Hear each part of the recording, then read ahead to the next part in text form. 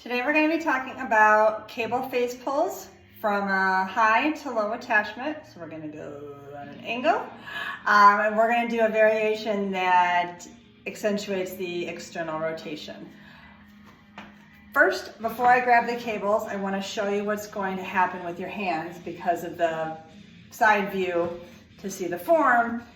Anyway, I'm going to show you this first. Okay, so I'm going to grab my balls of my rope and I'm going to internally rotate. So here my knuckles are pointing at each other. And my shoulders pulled back and down, pelvis is in the right spot, quads are engaged, core is braced. From here, I'm going to pull straight back and my hands are going to rotate. And I'm going to end up in this kind of look at my biceps position. From the side, it's going to look like this. So what we see here is my elbows are shoulder height, and my fists, actually, when I do it, are going to slightly go behind my ears. I'm going to be pulling those balls towards my ears and pulling apart to really accentuate this.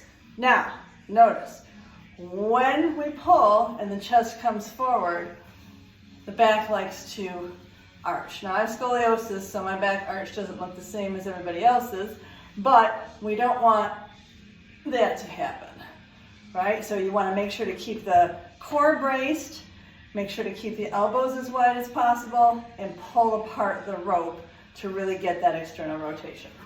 Now let me show you with the move. Okay, so I set this up. You can't quite see it. Still can't quite see it.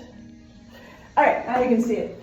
I'm going to recommend that the balls of the rope are about ear height, give or take, just to give you a landmark. All right, now I'm going to pull this back a little bit so you can actually see. Okay.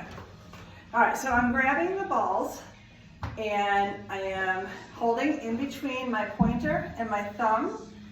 And now I'm rotating my knuckles towards it so they face each other, okay?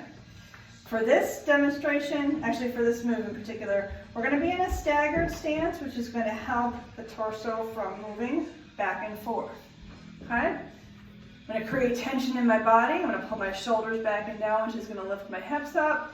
I'm going to pull my pelvis underneath my rib cage so that I'm aligned rib cage, pelvis versus back here or over here. Okay, shoulders, hips underneath.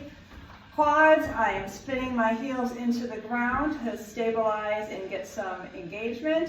And core, I am bracing as if I'm about to be tickled or punched in the gut. Okay? Hands are rotated inward. Got that tension. I'm going to pull as I twist. I'm essentially thinking about bringing this metal thing towards the bridge of my nose.